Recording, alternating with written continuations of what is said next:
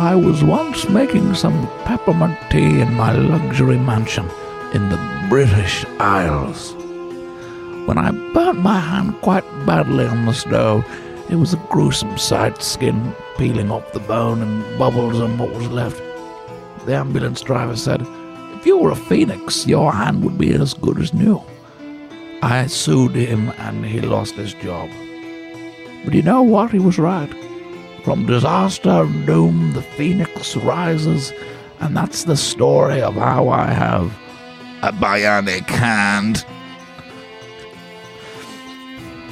Today on Sexy Beasts, we talking about that Phoenix music. Oh, you got that sexy beast. You're just so sexy. Are you a Loch Ness monster? Or are you Bigfoot, cryptid, supernatural vampires, banshees, Tony and Jago? Oops, there's a Wendigo. Hey, coming after me. Who the fuck said you could laugh at me, smack with me? With a Bigfoot dick you could slap with me? Blasphemy. You could dare come at me with a Bigfoot dick and a Loch Ness monster pussy? Baby, sexy beast. Hello there, welcome. Sorry, I believe Phoenix is coming here. Hello, welcome to Sexy Beasts, your foray into the menagerie of the unexplained. Every podcast is devoted to a specific creature, cryptid, or monster. We discuss their history, their merits, and using our FEC analysis that will soon probably run its course and we'll get a new grading system. But in the meantime, we rate and review all of these things in our Premiercrpyt that is absolutely stacked up top. And be sure to listen all the way to the end because we have a very exciting freak encounter. This is the part of the show where you send in your spooky stories about a time that you heard something weird. I haven't prepared an intro, so my name is Tony Cantwell. I'm the winner of Goss.ie's Flaming Heart of Instagram. What could I be? You do the intro. Oh, no. I don't know what to say. I know, neither do I. Okay. Hey, welcome to Sexy Beasts, your foray into the menagerie of the unexplained. Each week where we describe a description of a cryptid. Describe a description. of a cryptid. Today, it's me, Mark Jago, Goss.ie's 7 hottest bachelors on the face of the sun. This was what I did last week. And Tony Cantwell has loads of hemorrhoids. Oh my God. See, it's not as easy. Well, yeah, it's not. I put you on the spot. Mark Jago, it is New Year's Eve, babe. What even day is it?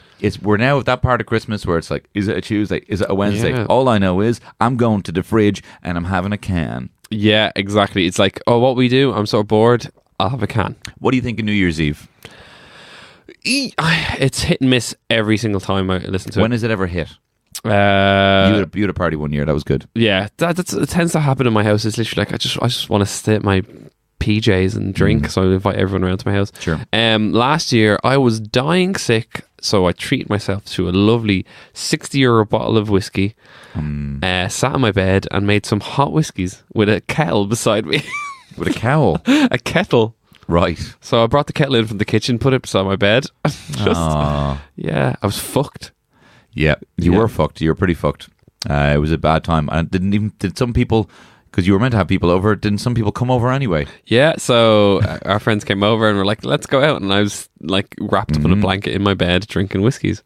I have faked sick, like I'd say 5 years out of the last 10, I've faked sick just to stay at home and do nothing. It's one of the most faked sick holidays. And that comes from the WHO, World Health Organization. Who? The WHO? Yeah, exactly. Doctor. The reason we're talking about New Year's is, and because it is obviously New Year's Eve, but also, what is the New Year? The New Year is all about basically self-immolation and coming back as a big flaming bird. Yeah. Set yourself on fire to rise from the ashes. I prefer my description better. But we are talking about the Phoenix. Coolest name of anything ever. Yeah. How do you spell it?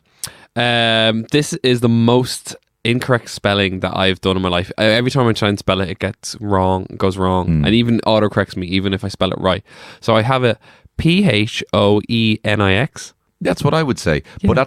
But that's annoying because it should be Phoenix. Phoenix. It should be the EO. That's why they have that. Scroobius Pip has Phoenix shall be spelled PHEONIX. Yeah. In his new rules thing. Whatever he's done. Yeah.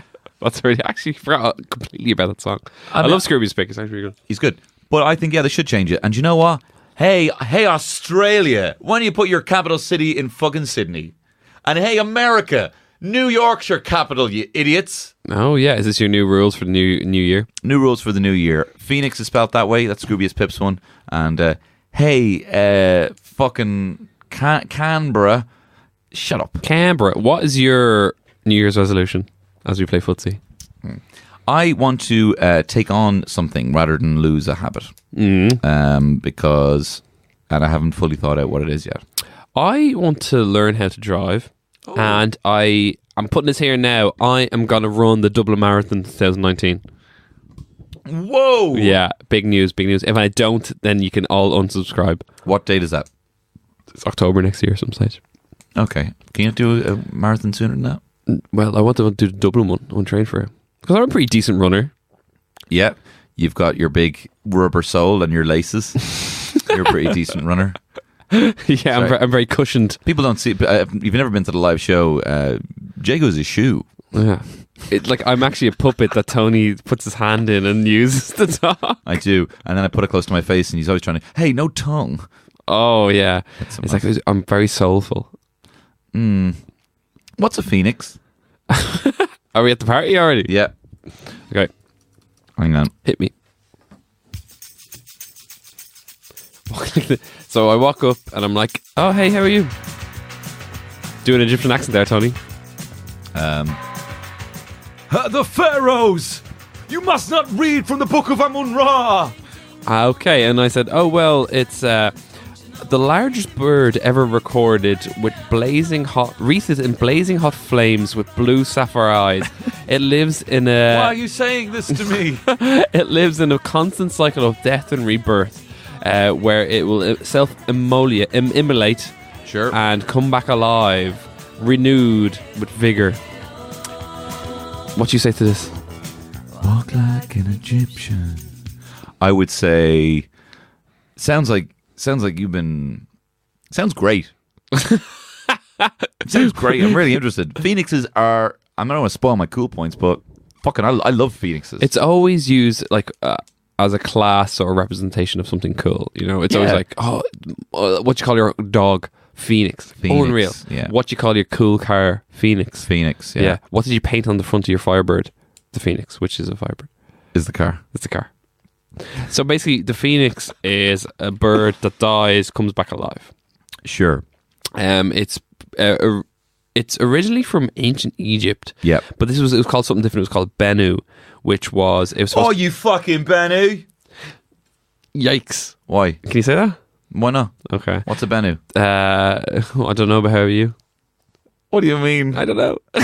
Yeah, so Bennu was supposed to be like the reincarnation of the emperor. You're fucking Bennu. The crown that the emperor wore was similar to what the Bennu had in its head, like two big feathers that sort of curled over. Right. But then it was sort of co-opted by the Greeks, and the Greeks made it who we are today. Like, so they had they called it the Phoenix, which was Phoenix, Phenix, and obviously in ancient Greece.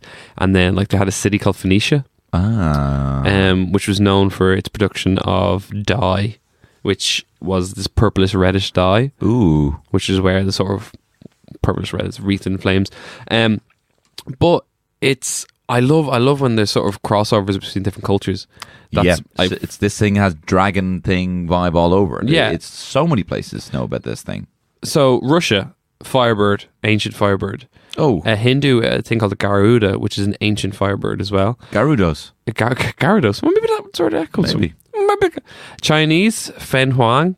Obviously didn't pronounce that correctly. Say it again. Fen Huang.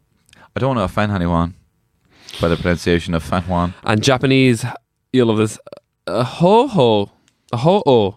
H-O. Fodder. Japanese fodder. Where was this ho-ho last week when we had Santa on the show? Yeah, actually, yeah. Japanese ho-ho. But ancient Greece has a lot about it. They say that it's the largest bird that was ever recorded. And our old friend Pliny the Elder. Oh, Pliny, what's he Coming here what's he now. up to? Says that I can live up to 500 years or more. And now the or more I'll go into a bit later, but there's fucking loads of different variations of how long I can live. So let me get this straight. There's the bird that's the biggest bird ever, and it's like it can set itself on fire and come back from the dead and live for 500 years or more. Yeah. But can it fight? Fighting. Yeah. I think can fight. Largest bird ever. Let's say take what we do know. Sure. Ostrich. Largest flightless bird.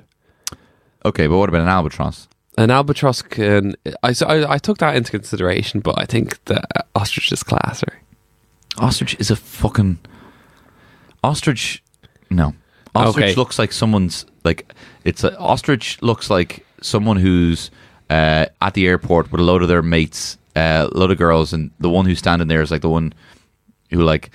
you know those kind of mates that you see and they're in the airport, but one is kind of like I can feel it. I can feel the joke coming, Tony. Keep going. I'm close. Keep going. No, you've mugged me off. You've mugged me off now. So I'm not going to say it.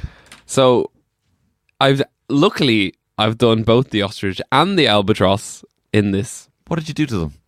I did them both, and they're in my. I sewed them together so they could fly. No, the albatross wingspan of 11 foot across. Okay, can reach speeds of up to 60 kilometers an hour flying. Shit. Has a razor sharp beak. Yeah. Only difference is it can't set itself on fire, which is That's a big difference. It's not a phoenix. That's like your thing with the vampire. Like, can I come back from the dead? It's not a vampire. Can it set itself on fire? Not a phoenix. Yeah. So the phoenix historically has the power of self combustion. Can change. It can choose when it wants to explode. Well, let me tell you some of the powers that I've found. Obviously, live to 500 to 1,000 years. Yeah. Can carry apparently the weight of 3 elephants in its talons. Yeah. It's that big. That's a talent. I don't quite understand. Can control fire. Yeah. Tears can heal any wound. Yeah. Are you on a Harry Potter Wikipedia? No. Slytherin. Feathers can revive the dead. Far too fast and intelligent to catch. That's someone else's opinion that I read online. But also, if you think of this thing in the theater of screams, okay, this thing can adapt to the air, has massive protruding beak, claws that can retract, enhanced agility, enhanced balance, endurance, lung capacity, senses, reflexes. Reflex is the lowly chat. You're mugging me off. Proper. Sorry. Fire manipulation, fire armor, fire aura, fire mimicry, fire breath, healing tears, regenerative healing factor, self-resurrection, self-immortality, cosmic fire manipulation. It will be a war of attrition. You cannot win against a phoenix. If you beat the phoenix, it can just come back alive, you know? Yeah. So, and as we all established in the rules of the Theatre of Screams, it's not over till the phoenix is dead. This thing, I think, can jack it at Kraken. Yeah. Like, imagine it was fighting a Kraken. Kraken fucked it up. Just wait a little while, it's back. And it can try a different tactic. And apparently it's very smart as well. Now, I did read some of its limitations. Yeah. They're a bit shit. As in, they're not very good limitations. Yeah. One of them is, might need time to resurrect. One is, may need to focus to change back from not being on fire. And then the other one is, could burn something that it didn't mean to burn. So, like, in a fighting, that's pretty good, but I love the fact not being distracted enough to turn back. Like, don't write that down. Like, that's like, I get when you have your IGN, reviews, and you have to give some negatives or whatever. You can't give it 10, you have to give it 9, you know. Well, but like, you also have to have something being like, yeah, it has this, and this, but also, maybe campaign's a little too short. But this is like limitations. Well, I suppose it could burn something it didn't mean to. Yeah. After a hard day of fighting in the Theatre of Screams, it goes back to its wife and just burns at dinner. And it could do. This thing can fuck you up, okay? Yeah. New year, new me, new fighting. What does that mean? I don't know. I'm going to fight you after this. Please don't do that. Do you know what? The last 2 episodes should be me and you. We should, Me and you. Yeah, it should be That's a like great idea. 48 should be, or no, 49 should be me, and like 50 should be you. I'll take that. Let's Fuck, do I that. should have done it the way around. Yeah, like, does he exist? No, and I just disappear. Poof. The rest of the episode is me. Well, evidence is going to be 10. It'll be a fighting and cool factor that'll make it interesting. I'll just go to fucking Phoenix Park and fight a deer, I and then think you can just record it and put it up. I think he'd probably beat me in a fight, but I think I'm cooler than you. Fuck, that's... I don't know how to take that. I take the fighting out pretty... But because you can fight me, does that make you cooler than me? Yeah, I'll stand above you with my leather jacket on and be like, hey... Hey, you've been in more fights than me, you know, and I'm cooler. I give this a fighting in 10. Fighting 10 and fighting of 9. Ooh. Because, like, think about it. Would this You fight... said it could beat the Kraken. Would this beat Santa, though? Because of last week's episode. Last week's, okay. So this thing definitely relies on heat. Fuck. Heathcliff. Heath Ledger. Heath Ledger definitely relies on heat to sort of reconstitute itself. So if Santa was there, he could make it North Pole instantly, teleport us to North Pole. Yeah, but this thing, like, isn't on fire all the time. It's also just a massive fucking bird that's indestructible and can live forever. Do you know what? I'll give you a 10. Yay! We're giving everything a 10. Tell you, this is a real war of attrition. Me convincing you the last 2 weeks, as in it actually was very easy. But look, enough of this. Does this thing actually, come on, hang on, everyone shut up for a second. Does this thing even exist? Actually, do you know what? Sorry. We're actually going to take a bit of a break right now, and we're going to actually listen to a few other sexy beasts here on the HeadStuff Podcast Network. I'm Connor Reid, and this is Words to That Effect, a literary podcast of the curious, the intriguing, and the unexplored. With in-depth research and expert guests, I answer the kind of questions you know you need the answers to. Like, what exactly is transhumanism, and why do some people think it'll make them immortal? Why are there so many crime novels with the word girl in the title? Who is H.P. Lovecraft, and why is the internet a little bit obsessed with him? Listen to Words to That Effect wherever you get your podcasts or at wttepodcast.com. Season 3 is launching very soon. Well, there you are. Don't listen to any of those instead of ours. Just if you Keep listening to this. if you can squeeze them in somewhere, feel free. Unless it's like some, I don't know what the ad was. Could have been anything. Could have been anything. It could have been hate speech. Yeah. Don't Hopefully, listen to that. hopefully it wasn't. If it was hate speech, use your own, judge for yourselves. But look, this whole Phoenix thing, does it exist? But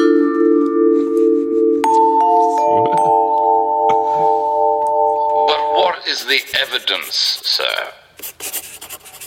I'm just writing something down.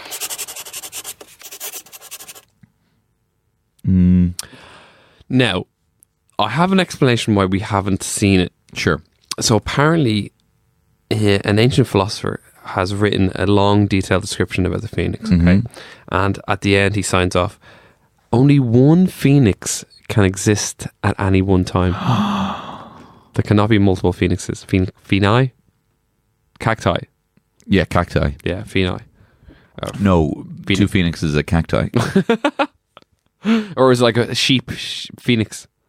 Do you know what I mean? No, Like it's plural of sheep. Shago, it's cacti. Remember the time you tried to answer your phone and you ended up grabbing a phoenix? Whatever. But yeah, Shit. so Don't do that to me. That really hurt me. That really hurt my feelings. Your comeback there. It was so cutting and why don't jarring. you eat some cold chips? You fucker. Jago, I hope tomorrow you wake up and decide that you don't want to go down this route of mugging me will. off for these episodes. And I'll set myself on fire. And then I'll be a phoenix again. Sounds great. But yeah, so basically only one can survive a time. That's why you haven't got a lot of... Obviously there wouldn't be bones because it burns itself completely to ash. Burns itself to ash. Now there is... That's very convenient, isn't it? Yeah. For a cryptid that may or may not exist, being like, oh, well, I just burned my whole body down. Yeah. Oh, you don't know if I exist? Too bad. Mm-hmm. That ash could be anything. Now, as I said before, most people say it can live to 500 years, but some people say it can live to... this is a very specific number. 12,000 to 994 years. Like, what is that? They must have seen one. I seen one. I was like, "What age are you?" That's weird. 994. Now, surprisingly, the Greek people who sort of came up with the whole idea of Phoenix don't have a lot of sort of sightings or places they've seen it. There is a couple floating around, but they're not that exciting.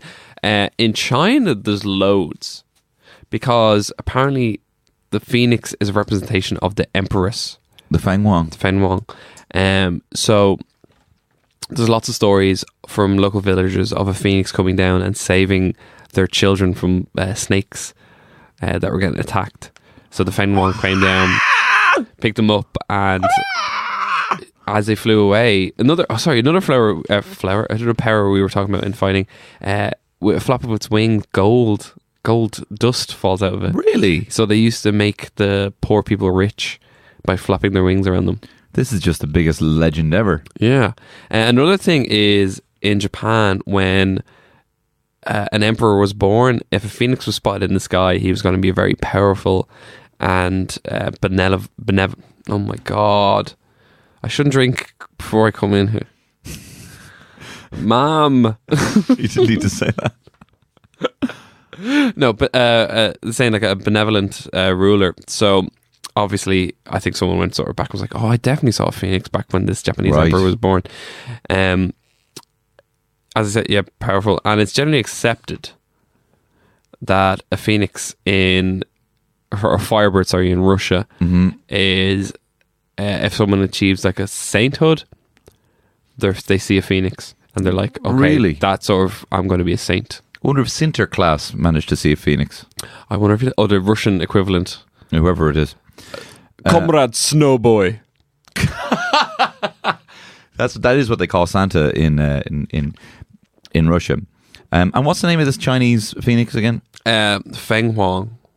And again, sorry if that offends any Juan. That's your go-to, isn't it? Feng Huang. Sorry, actually, I'm bullying you today, am I?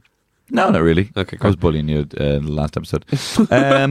So this phoenix, in terms of evidence, you did obviously mention the fact that, you've got the Egyptian Bennu bird. They actually believe the universe was created by the cry of the Bennu bird. You fucking Bennu. And they believe, I read as well, so I saw this fantastic mini doc from a thing called Moon Chicken Productions, and it was a very well made mini doc on phoenixes. And they say the oldest version is this Egyptian Bennu bird. The universe began with the Bennu bird's cry, and then obviously with the Egyptians, they are so fixated on death and immortality and the idea of the afterlife. So that kind of idea of coming back could have stemmed from that. Then also the Arab phoenix is probably our most recognizable. That's the one with the cool peacock kind of tails. Yeah. Then you got the Greek nimbus, the Feng Huang, the ho ho. So I mean, it's up there in terms of evidence because we have given like better scores for less evidence of people talking about something in terms of having that legend. But what a lot of people believe this might stem from is, because it is difficult to find the very core origin of this, but they believe it's based on a now extinct form of heron. And the actual story may scientifically be accurate because, do you know about pathogenosis? Yeah, so they split without sort of like an egg or a shell or something like that, yeah. So chickens do it. Yeah. But in 2008, so this is the idea of procreating without, from splitting, things without a mate, essentially. I'm not a scientist. And 2008, they did it with mice. And guess what? The mice that were born of the parents lived a longer lifespan. Oh. Now imagine that kept happening. Would that mean 9,000 to 12,000 years? Of this heron. Heron. Sorry if that fangs any Juan. But self-immolation, is that possible? Could a bird potentially have... We know that spontaneous combustion happens. I was terrified between the ages of like 20 and 25 of me just spontaneous 100%, combustion. you're covered in kindling. Yeah. I don't know. Boy. I used to read so many articles about spontaneous combustion and I was like what are the stuff they're doing? And apparently it's like... And then I watched the episode about holding in farts. Yeah, in South Park. So I've never held in a fart in my life. So, no, me too. I found it quite scary. But is it possible that instead of spontaneous, it could be taneous? So people so this bird made itself. So in this mini doc, it was saying potentially there could have been a bird that was extinct now that on purpose as part of the next step would burn itself to maybe create a protective husk around the egg?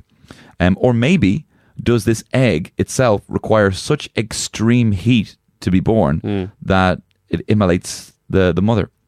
And also, this bird apparently collects spices and cinnamon and all this stuff to build a nest. Is it possible that the oils and flammable feathers of all this and extreme heat, this thing went up in flames? So this bird definitely did exist. Like, forget all the self-immolation stuff. This bird definitely did exist. The bird they base it on is based on a heron that is now extinct that matches the description of the Bennu bird. Yeah.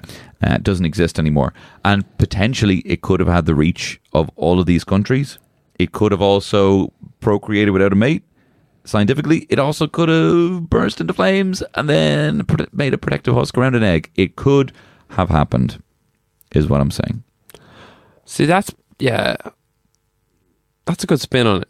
I like it. Thank you. I do like that. I didn't actually read any about that. I feel a bit sort of shocked and appalled. Most of the time you say something, I'm like, oh yeah, I've read that. Ooh. I hope I didn't offend you with that. This is your new one, isn't it? This will be going on for a couple more episodes. Yeah, no, if that exists, that's a huge chunk of... Because I had a pretty low one for this, to be honest. Well, there you go. I've just told you that it did exist, and here's the evidence. So I'm giving this an evidence 10. of... No, I'm going to give it evidence of 5. Yeah, same here. Like, a lot of scholars sort of generally accept that it is metaphorical for the renewal of spirit, or it's always associated with like large failing dynasties or failing empires. They always say like, oh, the phoenix will rise. Like, Sure. If someone's on the decline, they're like, oh well, think of the phoenix. When we're at our lowest point, we can renew ourselves, you know? Do you know, I was watching, because it's on Netflix, Lord of the Rings there. We were watching Two Towers last night. And get off the road, Frodo. That's Fellowship. But anyway, but there's like the big speech from Sam where he's all about not giving up. And it hit home, and it didn't hit home when I first saw it. But I was like, yeah, fucking don't give up. Like, I never even thought about it. It never triggered anything in me that was all like, yeah, don't give up. What is Sam's relationship to Frodo? Just best friend. Sorry if that offends anyone. But it seems to be like master, sort of like servant. Top and bottom. Yeah. Okay. Potatoes. So did you give this an evidence of 5 as well? Yeah, I did. Yeah. Okay, well, is it cool? Oh my God.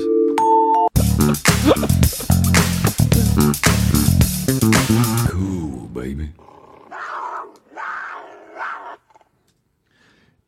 Yeah, it's cool, man. I sort of don't think it's that cool. Actually, do you know what? Before you say that, I had something I forgot to put in evidence. A chap called Elagabalus was a mad Roman emperor who wanted to eat the phoenix so that he could live forever. His servants scoured the globe, and they couldn't come back empty-handed, so they brought back a bird of paradise, which he ate, and then 2 years later he was killed by a Praetorian guard. Anyway, I thought you were going to tell me he was killed by explosive diarrhea or something like super hot. Yeah, it's cool, okay? The term rise from the ashes, Phoenix Knights, Harry Potter and the Order of Phoenix, Phoenix Park, X-Men, Final Fantasy, Phoenix Downs, D&D character of Phoenix. The fact that it is in your China, it is in your Egypt, it is in your Greek, it is in your Rome, it is all over the shop. This Phoenix is here, is queer, and it's here to stay. I don't know. I'm not, like, you can achieve the same effect by grabbing a pigeon and setting on fire. That's a phoenix to me. And would you do that? Do it. Done it. Bought the t-shirt. That's going to offend everyone. No, I do like it. It is literally every sort of... You're at the state now where I think you could... I don't know what you're going to say. You could flip-flop, and I think if I made a compelling argument the other way, you'd be like, oh, yeah. Probably, yeah. Every sort of video game you play now these days does have some sort of Phoenix reference. Yeah, is it not in Ark somehow? What's Ark? Thing. Oh, yeah, the dinosaur yoke. Yeah, there's like... There is some sort of reference in most things. Rise from the Ashes, I do like that.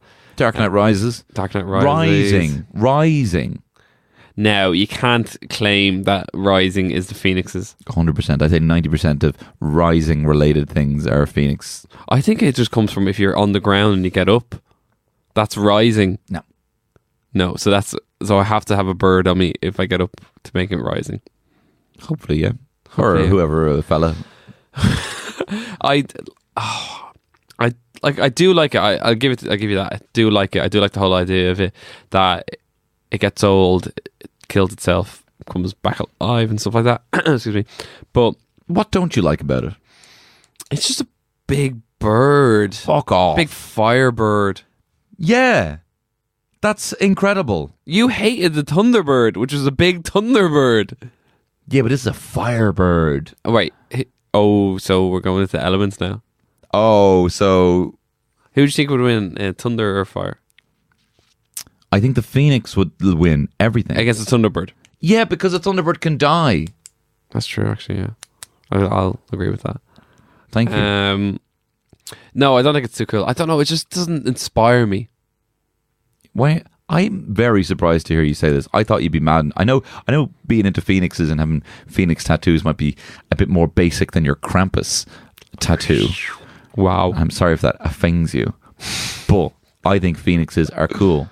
Paul you- Phoenix from Tekken with the Oh, hair. shit, actually, yeah, 10. Shut up. No, I do love Paul Phoenix, though. But that's his second name, Marcus Phoenix from Gears of War. Gears of War. And also the logo of, Gears of War and the logo from Hunger Games. I am giving this a cool of 9. Give it to it. Give it to it. Give it to it. Give it to it. No, like, Give it to it. I have 7. I'm not skipping from 7. Okay, we're both going to split the difference. Come on, 8. We'll give it 8. I'm not splitting the difference. Okay, that is an 8 on cool. That is an evidence of 5, and that is a fighting of 10. What does all that add up to?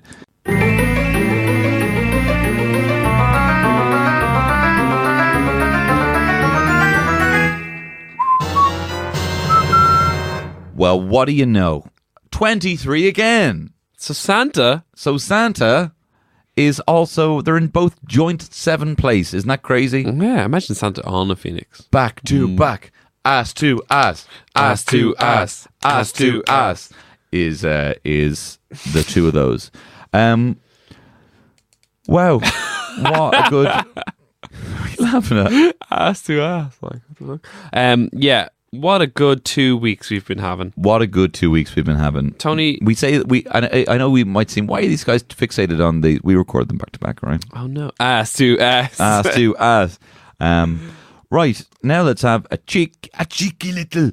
Hey, it's me, Tom Jones, and I'm here to tell you here's a cheeky little freak encounter on Sexy Beasts. No matter what's new, pussycat? No matter what they do. Freak encounters.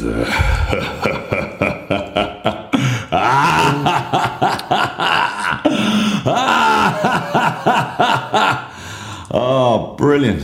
Thank you very much, Tom Jones, for that. This week's freak encounter comes into us via email from Sean O'Sullivan. This one is called The Pig Baby. And thank you very much, Sean, for sending it in. He sent it in via sexybeastpod@gmail.com. You can also send it in via our Instagram. And please do, and we love it, and we love you.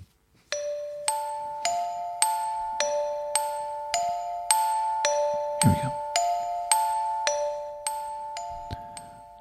I'm not sure if this is a freak encounter, but it's a creepy story I heard from my mother. She grew up on a farm in Kerry that my uncle now farms. Across the road from my uncle's farm there was a big old manor house that used to be owned by a family of English gentry. It was abandoned at some point in the early 1900s. The story goes back to the 1800s. The family living there used to keep sheep, which would be shepherded by the farmhand from the local area. One day the young shepherd, this boy, was lost. The shepherd lost one of the Lord's sheep. The Lord assumed he had stolen the sheep, so in an act of rage, he hung the boy on a large solitary oak tree, which was, and still is, located in the centre of a field, directly in front of the manor house. Distraught, the boy's mother came down to the house and placed a curse on the lord of the manor that any offspring he would be born with the head of a pig.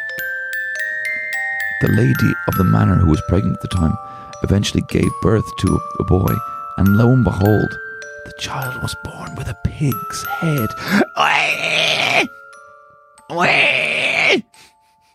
In order to break the curse, the Lord had to hang his own child from the same tree, which he did. When it came to burying the child, however, they found that the face had changed back to a human face. Proof the curse had been lifted. My uncle still farms the land where this tree is, and to this day claims he's never seen a single bird land on the tree. And that pig grew up to be Mark Jacob.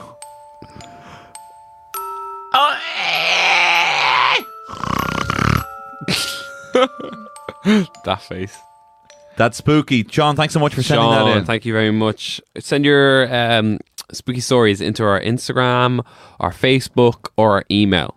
Or just send us anything you want. sexybeastpod@gmail.com, and same thing, blah, blah, blah, Instagram. Mark Jago, how do you pin down the magnificent phoenix into one location where you can have a lovely sentiment to send us out? So this is an ancient Chinese quote translated. Sure.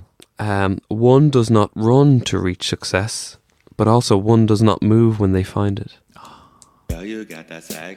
Happy New Year, everyone. Happy New Year. I hope you kiss the person you wanted all year.